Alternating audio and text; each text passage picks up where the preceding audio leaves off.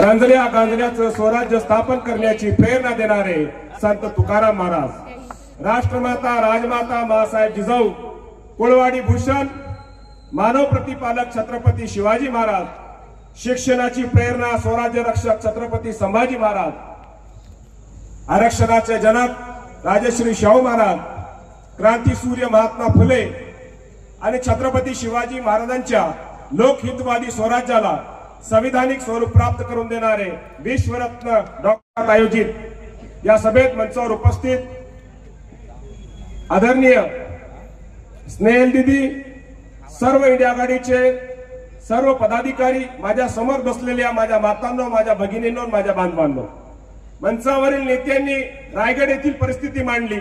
मी 700 kilometre दूरून आलेलो आहे.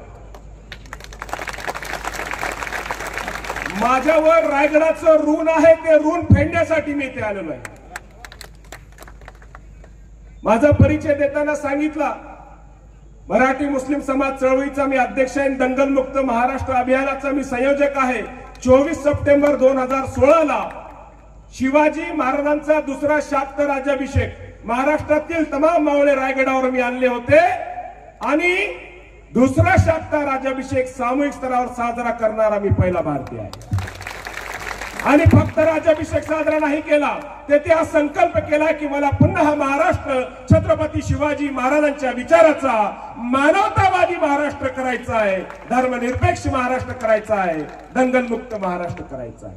तेव्हा फडणवीस साहेबांनी आमच्या माणगाव आणि कल्याणला, पनवेलला 400 गाड्या थांबवल्या. महाड येथील माझे कोकणी मुस्लिम बांधव, मराठा बांधव यांनी आमची व्यवस्था केली. बाहेरून जेवढे लोक आले होते त्यांची, मी महाड येथील वेगवेगळ्या जमातमध्ये माझी शिवाजी महाराजांवर भाषणं झाली, बैठका झाल्या. त्यांना घेऊन मी रायगडावर गेलो आणि तो कार्यक्रम झाला. त्या कार्यक्रमाचे अध्यक्ष होते भाई जयंत पाटील साहेब.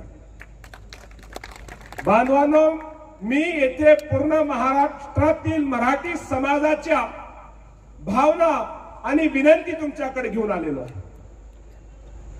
मला तुम्हाला विनंती करायची आहे, आशा घेऊन आलेलो आहे की आमच्या अंतरवली सराटीमध्ये वृद्ध मराठा माता भगिनी आरक्षणासाठी बसलेले असताना देवेंद्र फडणवीस यांच्या आदेशानुसार लाठीचार्ज करण्यात आला. समृद्धी महामार्ग थांबवला नव्हता, अडाणी अंबानीचे ट्रक थांबवले नव्हते, गावामध्ये खेड्यामध्ये बसले होते येणाऱ्या पिढीच्या भविष्यासाठी. आपण सर्व मराठा समाज तुमच्या मुलाच्या भविष्यासाठी आमच्या माता भगिनी बसल्या, त्यांच्यावर लाठीचार्ज केला. 70 वर्षाची आजी, त्याचे पाय मोडले, हात मोडला, डोकं फोडलं, छर्रे चालवले, गोळ्या चालवल्या, रक्त सांडलं. या माय माऊलींना काय पाहिजे होतं? सुनील तटकरेच्या मुलीला पालकमंत्री पद पाहिजे तसं आपल्या मुलीला पालकमंत्री पद द्या म्हणून नाही बसले होते. आपल्या शिकलेल्या मुलीला आरक्षण मिळालं तर तिचं भलं होईल, आमच्या आत्महत्या करणाऱ्या मुलाचं भलं होईल. या महाडमधील ज्यांच्या झाला, लाठीचार्ज झाला, डोकं फुटलं. बांधवांनो, आमच्या मराठा माता भगिनीच्या फुटलेल्या डोक्यानं सांडलेल्या रक्ताच्या एक एक थेंबाची शपथ येणाऱ्या 7 तारखेला तुम्हाला दाखवून द्यायचं आहे की जो आमच्यावर वार करतो रायगड त्याला न्याय देतो. या मातीत जाण्याशिवाय राहायचं. दुसरी विनंती करायला आलो. 2019ला याच मंचावर मी होतो. तेव्हा दिवंगत नेते माणिकराव जगताप साहेब होते, जयंत पाटील साहेब. आम्ही एका रूम मध्ये त्यांच्या घरी बसून त्यांच्याशी चर्चा करत होतो. ते मंचावर यायला तयार नव्हते. ते म्हणायचे की तटकरेवर माझा विश्वास नाहीये, मी त्याच्यावर भरोसा करणार नाही. यांनी शब्द देऊन सांगितलं की नाही, सोबत राहा. त्यांच्या विनंतीवर ते मंचावर आले आणि भाषण करताना पुन्हा सांगितले, मी आलो या मंचावर पण सुनील तटकरेच्या रक्तात गद्दारी आहे, हा माणूस शब्द दिला. बांधवांनो, आम्ही दिवंगत नेते माणिकराव जगताप साहेबांचं समर्थन घेतलं, त्यांना सोबत आणलं, शब्द दिला. आज ते नाही शब्द पूर्ण करायला. पण या महाड येथे आम्ही शब्द देतोय की तो शब्द आम्ही येणाऱ्या विधानसभेला स्नेहल दीदीला आमदार करून पूर्ण करणार आहोत. आणि या गद्दाराला या 7 तारखेला दाखवून देऊ.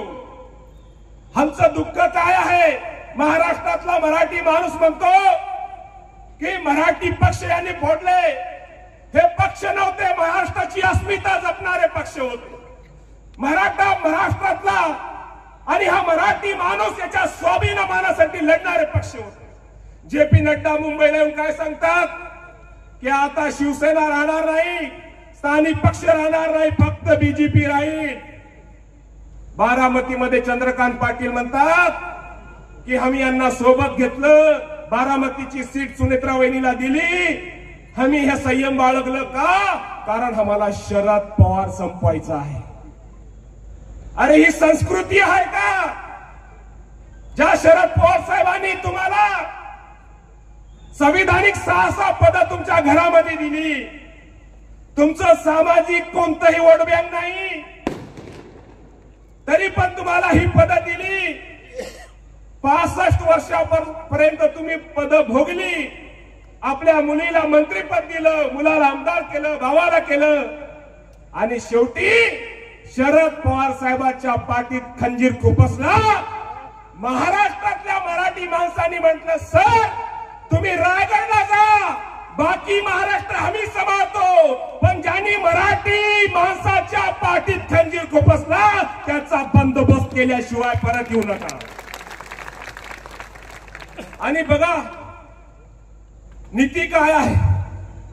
शरद पवार साहेबांवर वार झाला, वारचा बदला, त्या अपमानाचा बदला घेण्यासाठी सुप्रियाताई उभे राहिला. आज माणिकराव जगताप साहेब नाही, पण त्यांचा बदला घेण्यासाठी त्यांची लेख आमच्यामध्ये आहे. आज आम्ही शब्द देतोय, स्नेहल दीदी आम्ही तुमच्या समोर राहू, माग नाही. वार आम्ही आमच्या छातीवर घेऊ. आम्ही मराठ्यांची औलाद आहे, आम्ही पाठीवर वार खात नाही.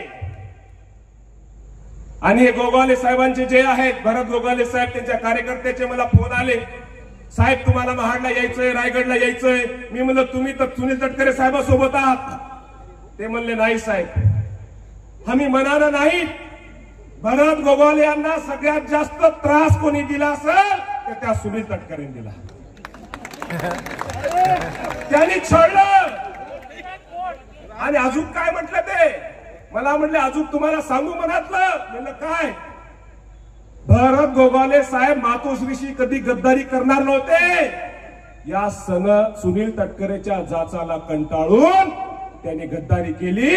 आणि गद्दारी केल्यानंतर फडणवीसनं आम्हाला यांच्या विरोधात बोलायला लावलं राष्ट्रवादीच्या, आणि यांना आमच्या उरावर आणून बसवलं. भरत गोगावले साहेबांचं मंत्रीपद फिक्स होतं.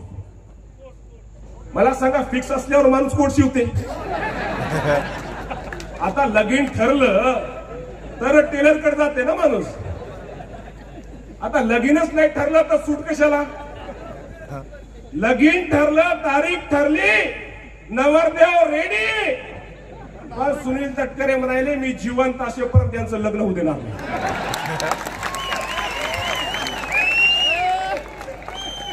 मी म्हणलं आता त्या सूटचं काय करायचं?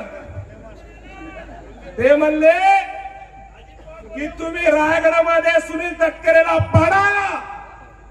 4 जूनला आमचे भरत गोगावले साहेब ते ठेवलेलं सूट घालतील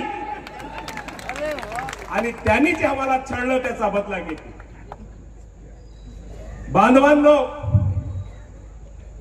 या रायगड भूमीचं उदाहरण पूर्ण जगात दिलं जातं. मी म्हणत नाही. मोगलांचा इतिहासकार काफी खान म्हणतो मी शिवाजी महाराजांना स्वतः माझा शत्रू समजतो, पण शिवाजी महाराजांबद्दल हे सत्य स्वीकारावंच लागल की शिवाजी महाराज शत्रूच्या आई बहिणीचं रक्षण आपल्या आई बहिणीसारखं करेल.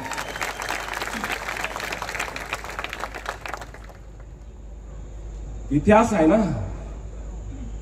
आता मला सांगा, मराठवाड्यामध्ये जी माता माऊली आरक्षणासाठी बसली होती त्याचं डोकं फोडलं, रक्त सांडलं, छर्रे चालवले, गोळ्या चालवल्या, तुम्ही न्याय करणार की नाही? न्याय करणार की नाही? हात वर करून सांगा. मला माझ्या माय माऊलीला परत जाऊन सांगायचंय की आई तुला पाठवलं होतं रायगडला. मी सांगितलं माझ्या बांधवाला की आमचं डोकं फोडलं, रक्त सांडलं. माझ्या बांधवांनी सांगितलं काळजी करू नका, ज्यानं आमच्या आईचं रक्त सांडलं त्या रक्ताच्या एक एक थेंबाची शपथ आम्ही त्या गद्दाराला, त्या पक्षाला या रायगडाच्या मातीत गाडल्याशिवाय राहणार.